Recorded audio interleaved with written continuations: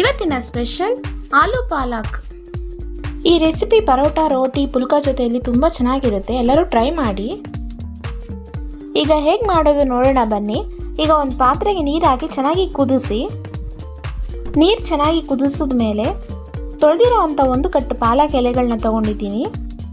ಪಾಲಕ್ ಎಲೆಗಳ ಮೇಲೆ ಕುದಿಸಿರೋ ಅಂಥ ನೀರನ್ನ ಹಾಕಿ ಪಾಲಕ್ ಎಲೆಗಳು ಮೇಲೆ ತೇಲ್ತಾ ಇದ್ದರೆ ನೀರಲ್ಲಿ ಒಂದು ಸ್ಪೂನಿಂದ ಸ್ವಲ್ಪ ಪ್ರೆಸ್ ಮಾಡ್ಕೊಳ್ಳಿ.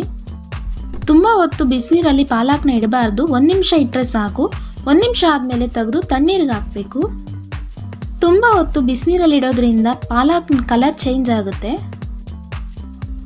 ತಣ್ಣೀರಿಗೆ ಹಾಕಿ 2 ನಿಮಿಷ ಬಿಟ್ಟ ಮೇಲೆ ಪಾಲಕ್ನ ತಗೊಂಡು ಒಂದು ಮಿಕ್ಸಿ ಜಾರ್ಗೆ ಹಾಕಿ ಪಾಲಕ್ ಜೊತೆಗೆ ಒಂದು 3 ಮೆಣಸಿನ್ಕಾಯಿ, ಖಾರ ಕಡಿಮೆ ಇರೋದು ಹಾಕ್ತಾ ಇದ್ದೀನಿ, ಸ್ವಲ್ಪ ಜೀರಿಗೆ, ಎಲ್ಲನೂ ಚೆನ್ನಾಗಿ ಗ್ರೈಂಡ್ ಮಾಡಬೇಕು.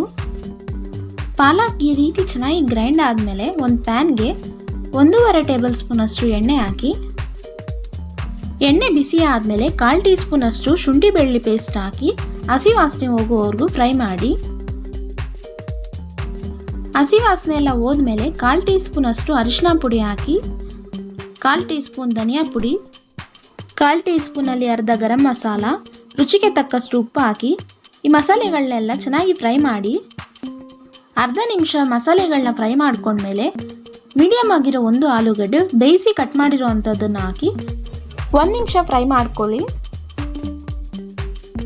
ಆಲೂಗಡ್ಡೆ ಜೊತೆಗೆ ನಾವು ರುಬ್ಕೊಂಡಿರೋ ಪಾಲಕ್ ಪೇಸ್ಟ್ ಹಾಕಬೇಕು. ಮಿಕ್ಸಿ ಜಾರ್ನಲ್ಲಿ ಉಳಿದಿರೋ ಪಾಲಕ್ ಪೇಸ್ಟ್ಗೆ 40 ml ಅಷ್ಟು ನೀರು ಹಾಕಿ ಎಲ್ಲನೂ ಮಿಕ್ಸ್ ಮಾಡಿ. ಆ ನೀರನ್ನ ಇದಕ್ಕೆ ಹಾಕಿ ಎಲ್ಲ ಚೆನ್ನಾಗಿ ಮಿಕ್ಸ್ ಮಾಡಿ. ಮಿಕ್ಸ್ ಮಾಡ್ಕೊಂಡ್ಮೇಲೆ 2 ನಿಮಿಷ ಬೇಯಿಸಿ. ಈ ರೀತಿ ಬೇಯ್ತಾ ಇರಬೇಕಾದ್ರೆ ಕಟ್ ಮಾಡ್ಕೊಂಡಿರುವಂಥ ಕೊತ್ತಂಬರಿ ಸೊಪ್ಪು ಸ್ವಲ್ಪ ಹಾಕಿ. ನಾನಿಲ್ಲಿ ಚಿಕ್ಕ ಪೀಸ್ ಬೆಣ್ಣೆ ಹಾಕ್ತಾ ಇದ್ದೀನಿ. ನೀವು ಬೆಣ್ಣೆ ಇಷ್ಟಪಡೋರಾದರೆ ಸ್ವಲ್ಪ ಜಾಸ್ತಿ ಹಾಕ್ಕೊಂಡು ಎಲ್ಲ ಚೆನ್ನಾಗಿ ಮಿಕ್ಸ್ ಮಾಡಿ. ಬೆಣ್ಣೆ ಕರಗಿದ ಮೇಲೆ ಸ್ಟವ್ ಆಫ್ ಮಾಡಿ. ಬಿಸಿ ಬಿಸಿಯಾದ ಆಲೂ ಪಾಲಕ್ ರೆಡಿಯಾಗಿದೆ.